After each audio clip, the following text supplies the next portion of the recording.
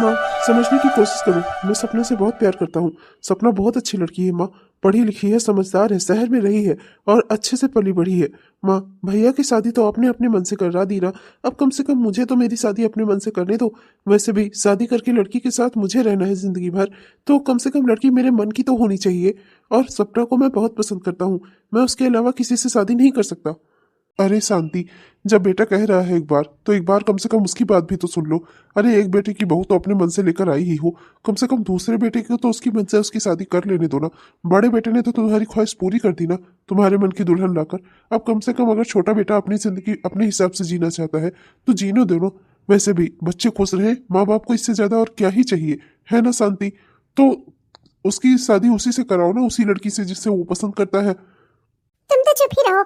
तुम तो चाहते ही हो कि पूरा ये घर सब अपने मन के हो जाए, सारे औलाद मेरी। अरे इसे पैदा मैंने किया है या इसने खुद को पैदा किया है जो अपने मन से चलेगा? हाँ नहीं तो इसका भला बुरा किसमें है? जिंदगी भर से मैं सोचती आई हूँ अपनी अंडरगारमेंट तो ये खरीद नहीं सकता, अपने मन से लड़की लाएगा भला। और तू, तेरी सपना ना सपना ही बनकर रहेगी, उसे तेरी जिंदगी की हकीकत नहीं बनने दूंगी मैं। एक बात अच्छे से समझ ले तू, तुझे मैंने पैदा किया है। तेरा भला बुरा किसमें है ना ये मैं जानती हूँ, कोई और नहीं समझ सकता। ये बाल मेरे धूप में सफेद नहीं हुए हैं, जिंदगी का तजुर्बा है मुझे। और तेरे लिए कैसी लड़की सही रहेगी ना वो मुझे ही पता है। और मैंने तो उस लड़की को देख भी लिया है, वही लड़की तेरे लिए सही रहेगी और मैं उसी से तेरी शादी कराऊंगी। ये बात तो अच्छे से समझ ले, समझा तू? बिल्कुल नहीं। मेरा जिससे मन करेगा मैं उससे शादी करूंगा। मैं बिल्कुल भी आपके मन की किसी लड़की से शादी नहीं करूंगा। मैंने एक लड़की देख भी ली है और उसे पसंद भी कर लिया है। सपना ही मेरी जिंदगी की हकीकत बनेगी। मैं उसी से शादी करूंगा और किसी से भी नहीं। ये आप भी अच्छे से समझ लो। माँ जी, देवर जी अगर कह रहे हैं तो मैं कहती हूँ एक बार उस लड़की से मिल तो लीजिए, क्या पता आपको पसंद ही आ जाए। चुपचाप जहाँ खड़ी हो ना वहीं खड़ी रहना। घर के मामलों में बहुओं को बोलने का अधिकार नहीं दिया है मैंने अभी तक। बड़ी आई हो, अभी तुम्हारी सास यहाँ जिंदा खड़ी है, सास ससुर, और जब देवर बात कर रहे हैं आपस में तो बीच में बोलने वाली होती कौन हो तुम? तुम्हारी जुबान काट लूंगी मैं आइंदे से अगर तुमने कभी मेरी बात काटी तो। चुपचाप से खड़ी रहो वहीं, दुष्ट कहीं की। भोकों को तो संस्कार ही नहीं है, चाहे गांव से लेकर आओ चाहे शहर से लेकर आओ, एक हाथ भर लंबी जुबान रहेगी। बड़ी आई है, बड़ी समझदार है ये। मुझे इनकी समझदारी का पता चलना चाहिए ना, इसीलिए चली है मुझे राय देने। अरे चुप हो जाओ शांति। तुम्हारा सिर्फ नाम ही शांति है, बाकी पूरे घर में अशांति मचाए रहती हो। ऐसा भी क्या बोल दिया बहू ने? बस यही तो कहा कि एक बार उस लड़की से मिल तो लो।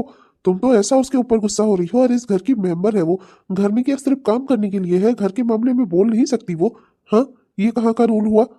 तुम तो चुप ही रहो। तुम तो चाहते ही हो कि इस घर में कोई मेरी बात माने ना, ये बहुएं भी मेरी सास बन जाए। तुम यही चाहते हो। अरे बुढ़ापे में जो तुम्हें दो रोटी मिल रही है ना मेरी वजह से है, जो बहुओं को सर पर चढ़ा कर रखना चाहते हो ना, एक दिन भुगतोगे बुढ़ऊ। मेरा क्या है, 4 दिन की जिंदगी है, जीकर मर ही जाऊंगी मैं। अगर सब कुछ संभाले और संवारे हूं ना तो तुमसे नहीं बर्दाश्त हो रहा है। बड़े आए हैं बहू की तरफदारी करने, हाँ नहीं तो बड़ी समझदार है ये, सास ससुर के सामने खड़ी होकर जुबान निकाल रही है अपनी। जा अंदर, चल जा, भाग यहाँ से। भाभी ने कुछ गलत नहीं बोला है माँ, मैं सही कह रहा हूँ। एक बार आपको सपना से मिलना चाहिए था। और आप ये बात अच्छे से समझ लो, अगर मैं शादी करूंगा तो सिर्फ सपना से, वरना किसी से भी नहीं करूंगा। अच्छे से समझ लो आप। अच्छा, मुझसे आगे निकलेगा तू? परसों जमींदार साहब आ रहे हैं अपनी बेटी के लिए लड़का देखने, मतलब कि तुझे देखने आ रहे हैं वो। चुपचाप से उस रिश्ते के लिए तुझे हाँ करना ही होगा। उनके सामने अगर तूने कुछ उल्टी सीधी हरकत की ना तो मुझसे बुरा कोई नहीं होगा, ये बात अच्छे से समझ लेना तू। और अगर तूने इस रिश्ते से इनकार किया ना तो अपनी माँ का मरा हुआ मुंह देखेगा। अब सोच ले, तुझे वो सपना चाहिए या जिंदा अपनी माँ? और तू एक बात अच्छे से जान ले, अगर जिद्दी तू है ना तो मैं भी बहुत जिद्दी हूँ। फिर अगर तूने उस सपना से शादी की या उसे मेरी बहू बनाने की कोशिश भी की ना और इस रिश्ते से इनकार किया तो फिर मैं अपने आप को आग लगा लूंगी, समझ लेना। ये वो पास वाला कुआं है ना, जाकर कूद जाऊंगी उसमें मैं। तू जान ले अच्छे से, मैं बहुत जिद्दी हूँ। अगर मेरी जिद नहीं पूरी होती ना तो मैं जो ना वो कर डालूं, चाहे मुझे अपनी जान ही क्यों ना लेनी पड़े। समझ ले अच्छे से तू। समझ गया मैं। ऐसे धमकी दे देकर बड़े भैया की जिंदगी भी आपने ऐसे ही बर्बाद की है। आज वो जिंदा तो है पर सिर्फ बस अपनी जिम्मेदारियां उठा रहे हैं। अपनी जिंदगी उन्होंने कभी अच्छे मन से नहीं जी, क्योंकि आपने उन्हें जीने ही नहीं दिया। तुम्हें क्या नौकरी करनी है, किस लड़की से शादी करनी है, कब बच्चे करने हैं, सब कुछ आपने ही उनको बताया है अपनी जिंदगी में। और ऐसे ही आप मेरे पीछे भी पड़ी हो। जीना मैं भी चाहता था माँ, पर आपने मेरी जिंदगी का गला घोट दिया। मैं समझ गया हूँ अच्छे से, आप मुझे भी नहीं जीने दोगी। इस घर में सिर्फ आपकी ही चलती है। जो आपके मन का नहीं करता वो इस घर में रह भी नहीं सकता। मैं अच्छे से समझ गया हूँ माँ। धमकी दे देकर, इमोशनल ब्लैकमेल कर करके आप हम लोगों को मारती जा रही हो। हम तो आपके बारे में सोचते हैं, ख्याल रखते हैं कि आपको खरोच तक न आए। और एक आप हो, हमारी खुशियों का, हमारे गम का आपके ऊपर कोई फर्क नहीं पड़ता। मैं अच्छे से जानता हूँ उस जमींदार से मेरी शादी क्यों करवाना चाहती हैं, जमींदार की बेटी से आप, जमींदार के यहाँ आप मेरी शादी क्यों कराना चाहती हैं ना, मैं अच्छे से जानता हूँ। क्योंकि उसका बाप मोटा दहेज दे रहा होगा ना आपको, और आपको तो सिर्फ उसी से मतलब है। माँ, रुपए पैसे कोई छाती पर लाद कर लेकर नहीं जानता। जो जाता है ना जिंदगी के साथ, वो होती है इंसान की खुशियाँ। और आप ना अपने बेटे को कभी खुश नहीं रहने देती। अपने ही बच्चों के साथ जिंदगी भर आप अन्याय ही करती आई हैं, और अभी भी वही कर रही हैं। ये आखिरी मौका था जब आप अपने पाप धो सकती थी, पर आपने ऐसा भी नहीं किया। आपने फिर से एक बार एक अपने आखिरी बच्चे की भी जिंदगी आपने बर्बाद करने की ठान ली है। ठीक है माँ, मैं आपको कुछ होता हुआ तो नहीं देख सकता ना, तो जो आपकी मर्जी, मुझे तो वही करना होगा। भूल जाऊंगा मैं सपना को, भुला दूंगा, सब कुछ भुला दूंगा और मर जाऊंगा। जैसे बड़े भैया अपनी जिंदगी जी रहे हैं ना मर मर के, ऐसे ही मैं भी जीऊंगा।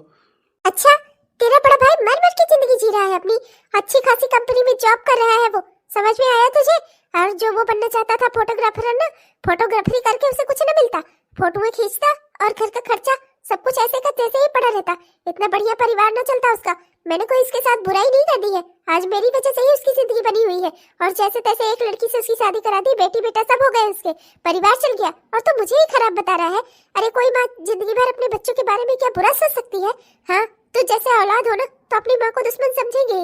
तेरे मन की और तेरे लिए भला सोचने वाली तो वो सपना है ना, जा रहे उसी के साथ, चला जा छोड़ के अपने माँ बाप को, कर ले उसकी शादी और मुझे मार दे जीते जी, मैं कुएं में कूद जाऊं, मैं मर जाऊं, तेरे मन की हो जाए। वैसे भी मैं बहुत बुरी हूँ ना, भली तो वो है।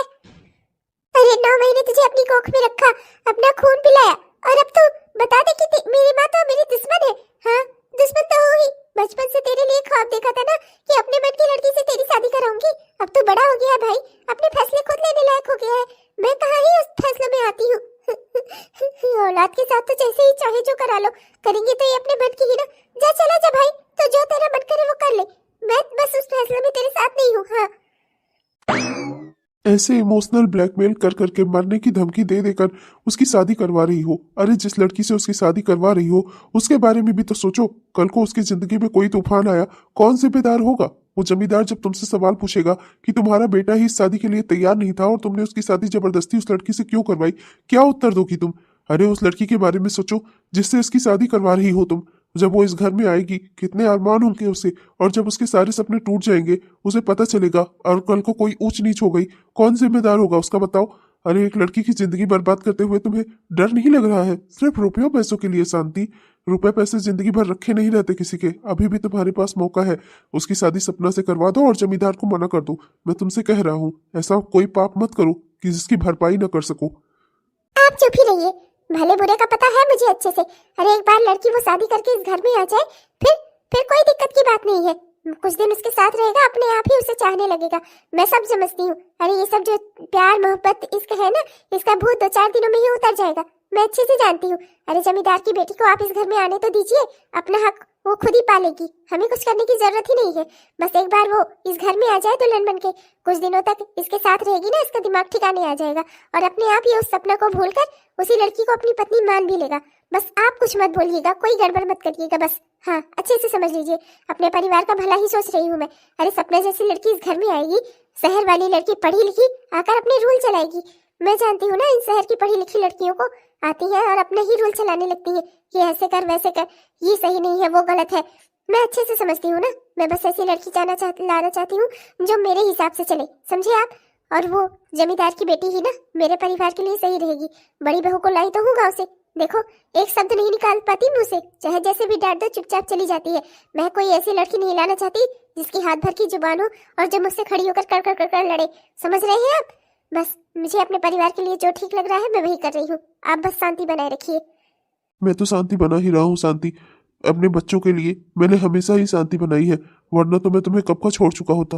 पर अपने बच्चों के लिए मैंने इस रिश्ते को निभाया है, जिंदगी भर अपने मुंह पर ताला लगा लिया तुम्हारे साथ रहने के लिए।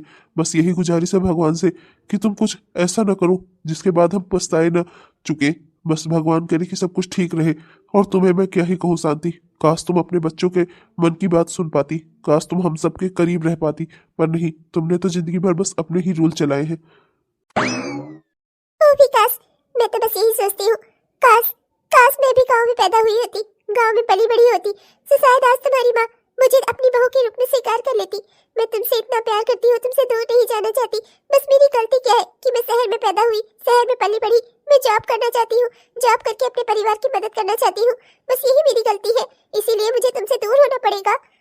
ओह सपना, प्लीज मुझे माफ कर देना। मैं अपनी माँ की जिद के आगे मजबूर हूँ।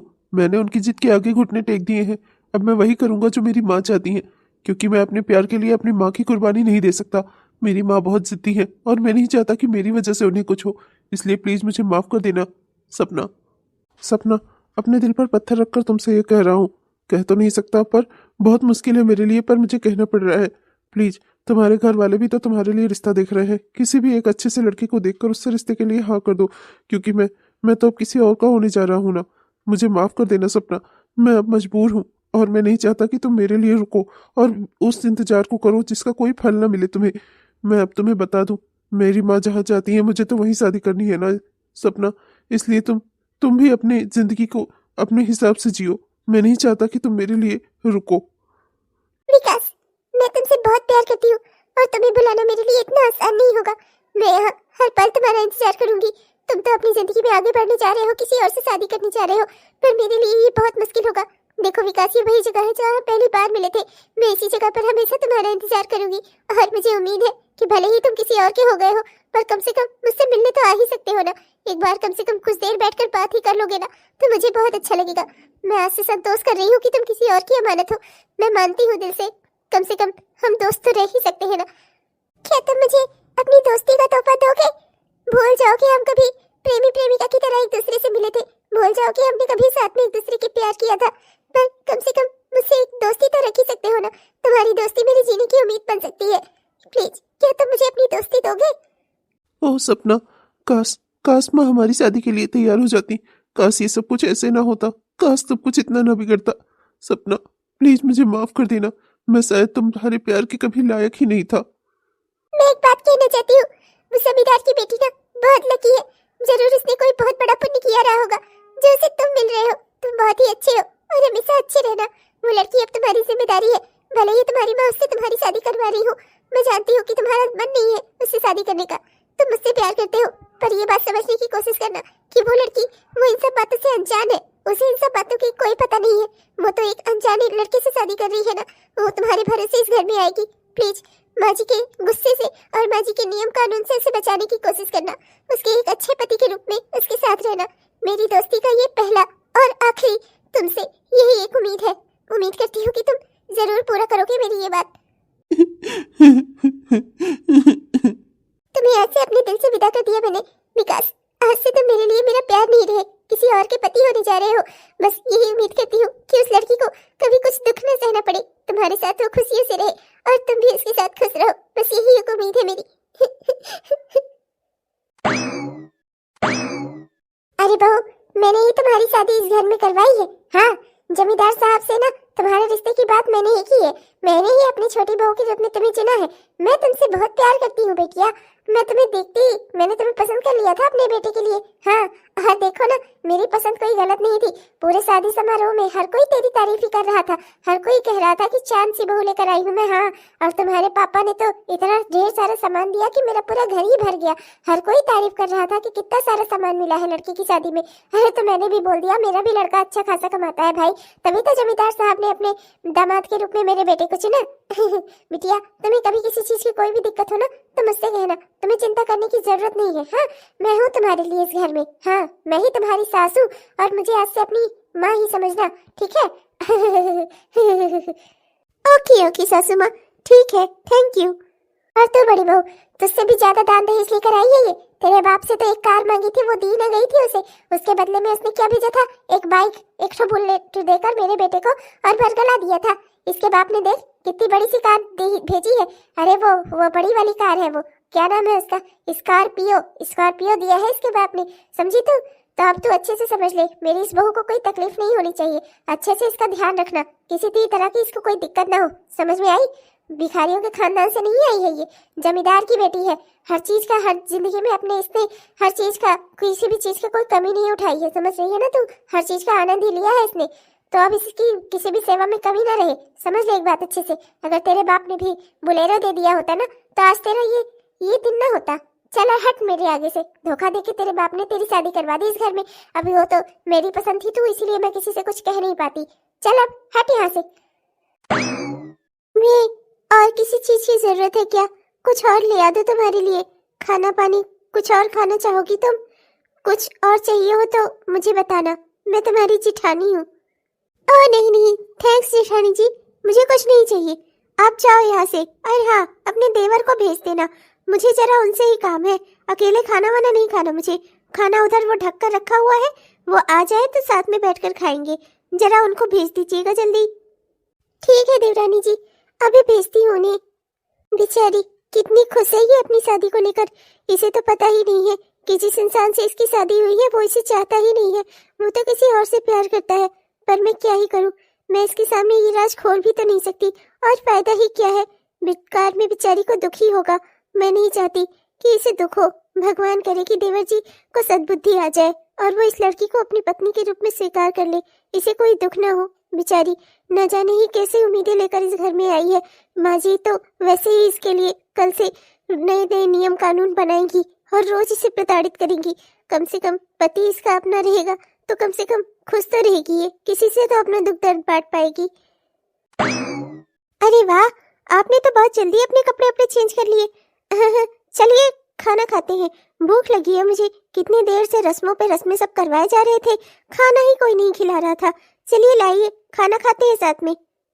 देखो, एक बात तुम्हें अच्छे से समझा दूं। मैं ना तुमसे प्यार व्यार नहीं करता, और ना ही तो तुम मुझे पसंद ही हो। तुम्हारे बाप ने बहुत सारा दहेज दिया था, इसी वजह से मेरी माँ ने तुम्हारी शादी मुझसे करवा दी। मुझे इस शादी से कोई उम्मीद नहीं है, और ना ही तुम कोई मुझसे उम्मीद रखना। मैं कोई तुम्हारा पतिवती नहीं हूँ, समझी तुम?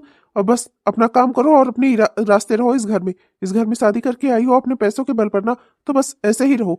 मुझे तुमसे ना कोई रिश्ता नहीं रखना, समझ में आई तुम्हारे? मैं तुम्हें कोई पसंद वसंद नहीं करता। हरामजादा कुत्ता, नहीं तो क्या बोला तू मुझे पसंद नहीं करता? हाँ नहीं तो मुझे मेरी जैसी लड़की को तुझे पसंद नहीं है?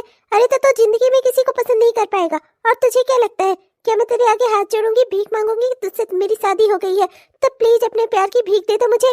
कमीने, नहीं तो जब तुम्हें मुझसे शादी करनी ही नहीं चाहिए थी, जब मैं पसंद नहीं थी तुम्हें, तो क्योंकि मेरी जिंदगी बर्बाद, दुष्ट कहीं के। पर अब मुझे भी तुझसे कोई उम्मीद नहीं रखनी, रहे अपना जैसे मन करे। मुझे भी तुझसे कोई उम्मीद नहीं है, जा भाग यहाँ से। 1 घंटे से सर तोल कर बैठी हूँ यहाँ, खाना लग कर रखा हुआ है, खाना तक नहीं खाया मैंने। अगर जब तुझे यही बोलना था गधे बेवकूफ, तो पहले क्यों नहीं बोला तू? अरे पहले ही बोल देता। मुझे तो शुरू से ही तेरी शकल देखकर ही लगता था कि तू एक नंबर का गधा है, बेवकूफ है। तुझ जैसे इंसान से तो मैं शादी करना ही नहीं चाहती थी, पर करूँ क्या? मेरे बाबा को तो पसंद आ गया था ना, बेवकूफ कहीं का। पता नहीं कहाँ से बैठा था मेरे लिए, मेरी जिंदगी बर्बाद कर दी इस बेवकूफ ने। चल भाग यहाँ से, हरामजादा। हरे राम रे राम, ये क्या है? ये तो चलता फिरता बम है। ये क्या उठा लाई मेरी अम्मा?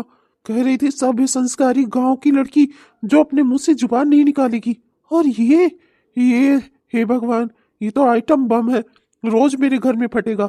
अब मुझे पता चल गया है, बहुत अच्छी बात है।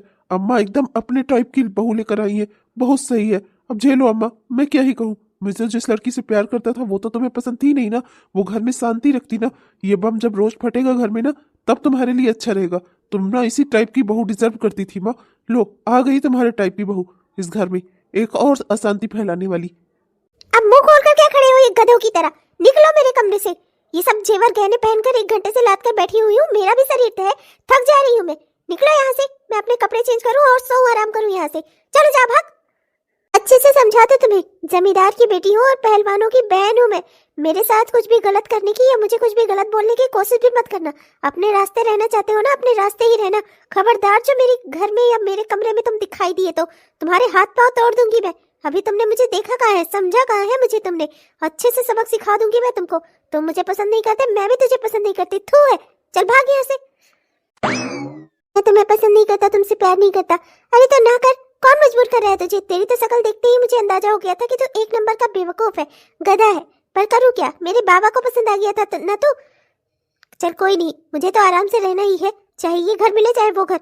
सेवा तो मेरी यहाँ भी अच्छे से ही होगी।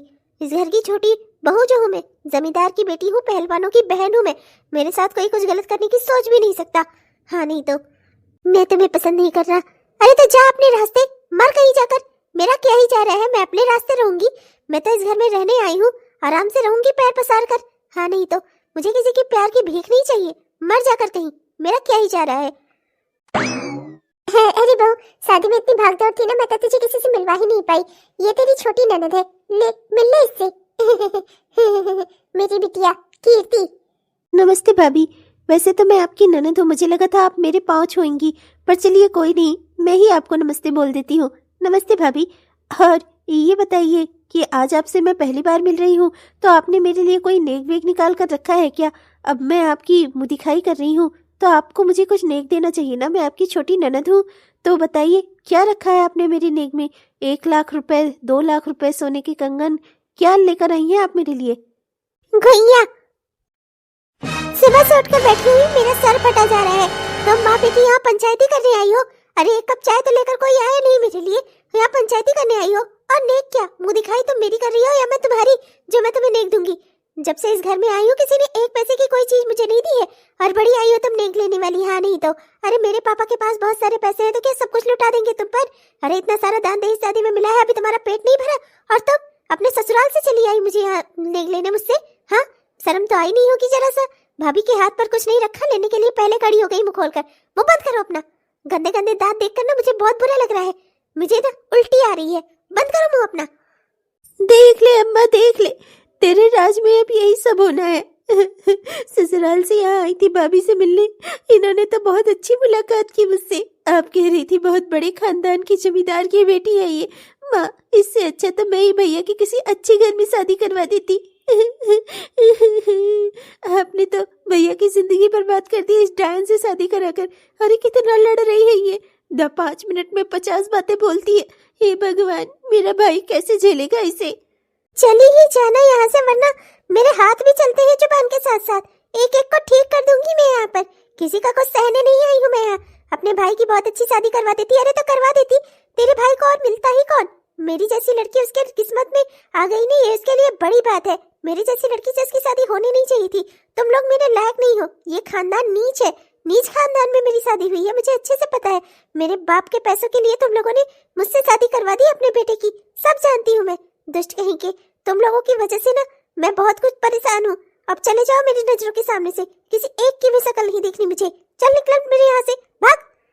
अरे बिटिया सुन, बिटिया, बहू, ये सब क्या कह रही हो तुम? क्या कर रही हो? अभी कल ही परसों शादी करके इस घर में आई हो, अभी आए हुए तुम्हें 2 दिन नहीं हुआ और अपनी ननद से ऐसे बात कर रही हो? मुझे लगता है तुम्हारे सर पर कोई बुरा साया आ गया है। ऐसे थोड़ी ना बोलते हैं अपनी ननद को, कितने प्यार से वो तुमसे मिलने आई थी और तुमने। अरे ओ बुढ़िया, मुझे तमीज सिखाना बंद कर और जा मेरे कमरे से यहाँ से। वैसे भी मेरा दिमाग गर्म हुआ पड़ा है, अगर जो बुरा साया वाया बोल रही है ना, मैंने तुझे कुछ बुरा बोल दिया ना, जिंदगी भर याद रहेगा तुझे। मुझे ऐसी ऐसी बातें बोलनी आती है। अब चल निकल यहाँ से, जाओ। अरे राम राम, ये तो जो कंटाइन है, वाकई में ये बहुत डायन है, डायन। हे प्रभु, ये मुझसे क्या हो गया? मैंने अपने ही हाथों से अपनी बेटी की जिंदगी बर्बाद कर दी। हे प्रभु, ये क्या हो गया? अभी तो मैं इसको कुछ बोल भी नहीं सकती। इसके बाप ने इतना सारा दान दहेज दिया है और उसका बेटा पहलवान है, पहलवानों का ग्रुप है पूरा, और एक भाई उसका नेता भी है। हे भगवान, मैं तो किसी को कुछ बोल ही नहीं सकती इसको, चाहे जो करेगी मेरे घर में। पावरफुल घर से देखकर शादी की थी, सोचा था पूरे गांव भर में लोगों के ऊपर रौब जमाऊंगी, और ये तो मेरे ऊपर ही रौब जमा रही है। अब तो मैंने सोचा था पूरा मोहल्ला, हर कोई मुझसे डरेगा पूरे शहर में, और यहाँ मैं खुद ही इससे डर रही हूँ। हे भगवान, ये मुझसे क्या अपराध हो गया? ज्यादा पावर और पैसे की चाह में मैंने अपने ही बेटे की जिंदगी बर्बाद कर दी। अब क्या होगा? हे प्रभु, ये मुझसे कैसा पाप हो गया, अनर्थ हो गया। अरे अम्मा जी बिना कुछ बोले ही चली गई। हे भगवान, जब मैं शादी होकर आई थी तो मेरे गले का हार और मेरे सोने के हाथों के कंगन जो मुझे मिले थे मेरी शादी पर, मेरी माँ ने मुझे दिए थे, वो दोनों चीज इनकी दोनों बेटियों ने नेक के नाम पर मुझसे ले लिए थे, और आज बिना नेक लिए और इतनी शांति से इतना कुछ सुनकर चली गई माँ बेटी। ये तो चमत्कार हो गया। वाकई में इस घर में बिल्कुल सही बहू आई है, यही डिजर्व करती थी इस घर में आना, और कोई लड़की आती तो माँ जी को झेल ना पाती। बहुत अच्छी बहू आई है, अम्मा जी के लिए एकदम परफेक्ट। अरे ओ जेठानी, जा रही हो तो जाते जाते एक बात सुन लो, 8 बजे तक मुझे कॉफी चाहिए होती है, कॉफी ले आकर मुझे दे जाया करो। अगर मुझे सही समय से कॉफी नहीं मिलती ना तो मेरा दिमाग गर्म होता है और फिर मेरा मुंह का ज्वालामुखी फटता है, फिर वो किसी के ऊपर भी बरस सकता है, समझी तुम? हाँ, प्रीति बहू, मैं लाती हूँ कॉफी, कल से लेट नहीं होगा। 8 बजे तक तुम्हें कॉफी दे दिया करूंगी मैं। अरे घर में सबके ऑर्डर मानती हूँ, तो क्या तुम्हारे नहीं मान सकती? मैं बिल्कुल नहीं आऊंगी, तुम चिंता मत करना। अजीब सा घर है, हर आदमी लालची है। जब से शादी होकर इस घर में आई हूँ बस मुझसे पैसे ही चाहिए सबको। बेटे को शादी करने का मन नहीं था, जबरदस्ती इसकी शादी करवा दी बस नेक के लिए। क्या घर है ये? हाँ नहीं तो।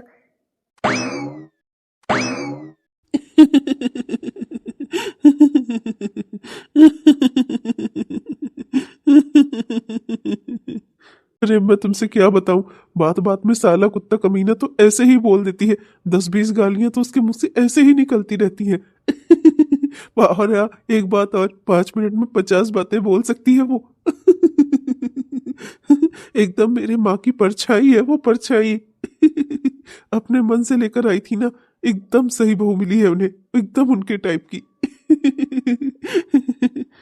तुम्हें खुश देखकर ना मुझे बहुत खुशी हो रही है। वो लड़की चाहे जैसी भी हो, पर उसने तुम्हारी जुबान पर हंसी तो ला दी, तुम्हारे होठों पर मुस्कान तो ला दी। मुझे बहुत अच्छा लगा। सपना, मैं जानता हूँ कि तुम मुझसे आज भी बहुत प्यार करती हो, पर अब इस प्यार का कोई मतलब नहीं है। मैं कहता हूँ तुम भी अपनी जिंदगी में आगे बढ़ जाओ।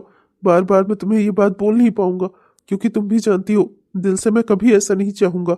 लेकिन मैं जानता हूँ कि अब जिंदगी में तुम्हारा और मेरा मिलना दोबारा संभव नहीं है। मेरी अब शादी हो चुकी है और तुम भी अपनी जिंदगी में आगे बढ़ जाओ।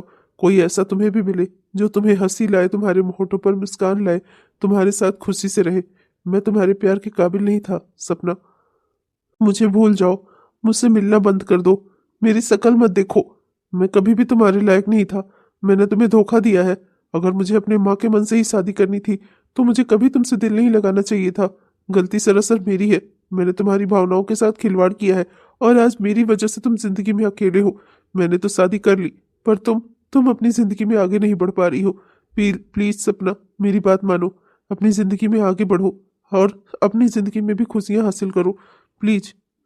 विकास, मैं जानती हूँ कि तुम मुझसे बहुत प्यार करते हो, पर अब हमारी शादी कभी नहीं हो सकती, क्योंकि तुम्हारी शादी हो चुकी है। अपनी माँ के मन से शादी करना ये तुम्हारा फैसला था, पर अपनी जिंदगी मुझे कैसे जीनी है ना, ये मेरा अपना फैसला होगा। पर सपना। देखो विकास, मैंने तुम्हें कभी किसी बात के लिए मजबूर नहीं किया, न ही तो अपनी माँ के मन से शादी करने के लिए, न ही कभी मुझसे शादी करने के लिए। मैंने हर फैसला जिंदगी का तुम्हारे ऊपर छोड़ा, तो ये फैसला मेरी जिंदगी का है, इसे मेरे ऊपर ही रहने दो। मुझे जब ठीक लगेगा मैं तब शादी कर लूंगी, नहीं ठीक लगेगा तो नहीं करूंगी।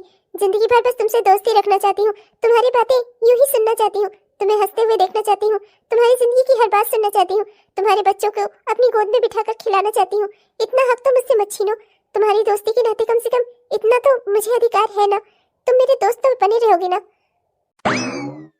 कभी कभी मुझे बहुत अपराध बोध महसूस होता है। ऐसा महसूस होता है कि जैसे तुम्हारी जिंदगी सिर्फ मेरी वजह से ही बर्बाद हुई हो।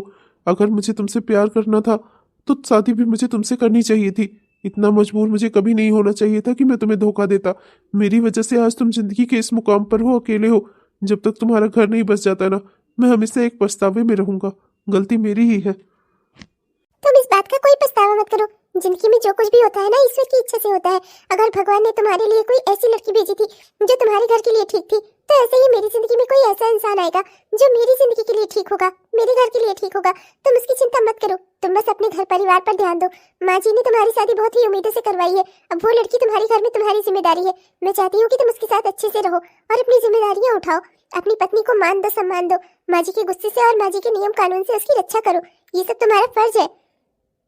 समझता हूँ मैं, पर मुझे लगता है उसे शायद मेरी रक्षा की कोई जरूरत नहीं है। वो तो खुद सबकी रक्षा करने वाली है। मैं तो ये सोच रहा हूँ मेरी माँ को उससे कौन बचाएगा।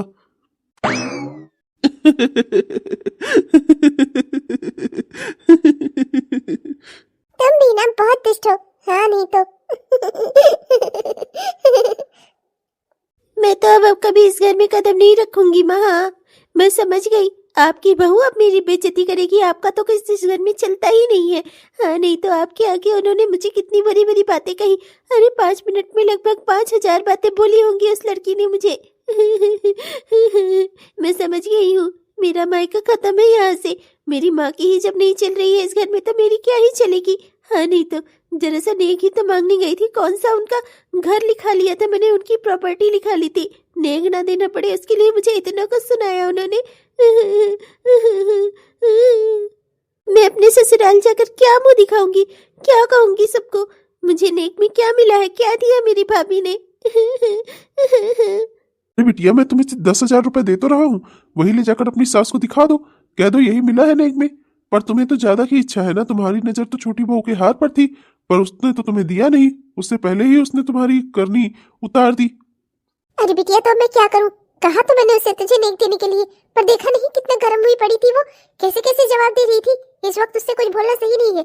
अरे वो बहू है मेरी, उसे ठिकाने पर लगा दूंगी मैं, उसकी अकल ठिकाने लगा दूंगी, पर अभी इतना जल्दी नहीं। अभी अभी तो शादी करके हमारे घर में आई है, 3 से 4 दिन ही नहीं हुआ है, और मैं नहीं चाहती कि घर से झगड़े की आवाज आए और बाहर के लोग सुने और उन्हें कुछ पता चले। आज तक इस घर में मेरी चलती आई है और हमेशा मेरी ही चलेगी।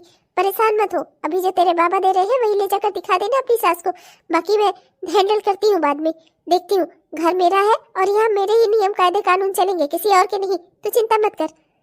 आपके कायदे कानून चलेंगे माँ, आपके कायदे कानून चलेंगे तो उन्हें अभी से चलाओ। क्या है ना माँ कि मैं अपनी सास को 10,000 रुपए दिखाकर अपनी नाक नहीं कटवाना चाहती कि मेरे घर से नेक में तुम्हें 10,000 रुपए मिले हैं।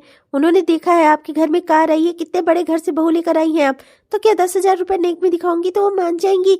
देखिए माँ, आपके पास बस एक ही रास्ता है, भाभी दहेज में अपने घर से जो वो वॉशिंग मशीन लेकर आई है ना, उसे आप मेरे साथ मेरे सामान के साथ भेज दो। मैं और कुछ नहीं जानती माँ, अगर वो वॉशिंग मशीन आपने मुझे नहीं दी ना तो मैं समझ जाऊंगी कि इस घर में आपकी अब नहीं चलने वाली। आप अपने बहुओं के हाथों की कठपुतली बनती जा रही हो। अरे एक बहू नहीं संभाली जा रही है आपसे, आप ही तो लेकर आई थी उसे इस घर में, तब तो आप बड़ा बोल रही थी कि गांव वाली लड़की लेकर आ रही हूँ जो अपने मुंह से जुबान नहीं निकालेगी, जो कुछ होगा सहेगी। अरे वो सहने वाली क्वालिटी नहीं है, सहवाने वाली क्वालिटी है। मैं समझ गई हूँ उन्हें देखते ही। और अगर आपने अभी अपनी नहीं चलाई ना माँ, तो आप जिंदगी भर अपनी कभी नहीं चला पाओगी। अरे वो शासन करेगी इस घर पर, आपके शासन का ना अंत हो गया माँ। अब ये आप अच्छे से समझ लो कि आपको उसने रिटायर कर दिया है, और अगर ऐसा नहीं है ना तो वो वॉशिंग मशीन मेरे साथ ही जाएगी।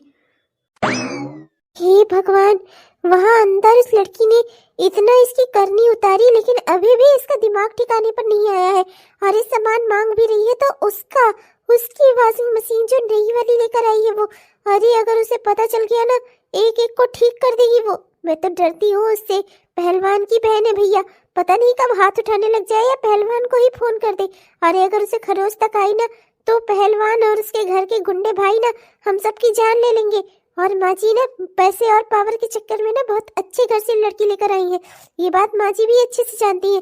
पर मुझे तो डर बस एक बात का है, कहीं बेटी की मोह में आकर माँ जी कोई गलती न कर दे। बोलो माँ, बोलो, क्या फैसला है आपका, बोलो, जवाब तो मुझे। अरे दादा, मैं तो धर्म संकट में पड़ गई। अगर अपनी साख बचाने के लिए हाँ कर दिया और इसे वॉशिंग मशीन ले जाने दिया तो छोटी बहू मेरा क्या करेगी? और अगर मैंने इसे ना ले जाने दिया तो अभी तो ये साबित हो जाएगा कि छोटी बहू का शासन इस घर पर चलने लगा है और मेरा शासन बेकार हो गया है। अब मैं करूँ तो करूँ क्या? यहाँ तो मैं धर्म संकट में फंस गई। अब आप ही लोग कोई सलाह दीजिए दोस्तों। हेलो दोस्तों, आप सबको दिल से मेरा प्यार भरा नमस्कार। कैसे हैं आप सब? उम्मीद करती हूँ कि बहुत ही बढ़िया होंगे। आपने यह वीडियो पूरा देखा, इसके लिए आपका दिल से बहुत बहुत धन्यवाद दोस्तों। कैसा लगा आपको? उम्मीद करती हूँ कि पसंद आया होगा, और अगर पसंद आया तो कृपया वीडियो को लाइक जरूर करिएगा। अपने दोस्तों को, रिश्तेदारों को वीडियो को शेयर भी जरूर करिएगा। और हाँ दोस्तों, अपने प्यारे प्यारे से कमेंट्स भी हमें जरूर लिखिएगा। आपके प्यारे कमेंट्स का ना हम दिल से इंतजार करते हैं दोस्तों। और हाँ दोस्तों, हमारे जिन भी दोस्तों ने अभी तक हमारे चैनल को सब्सक्राइब नहीं किया है, कृपया सब्सक्राइब कर लीजिएगा दोस्तों, जिससे हमारे इस तरह के वीडियोस आप तक हर दिन पहुंचते रहे। तब तक के लिए मैं चलती हूँ, मिलूंगी आपसे कल के वीडियो में। तब तक के लिए बाय बाय।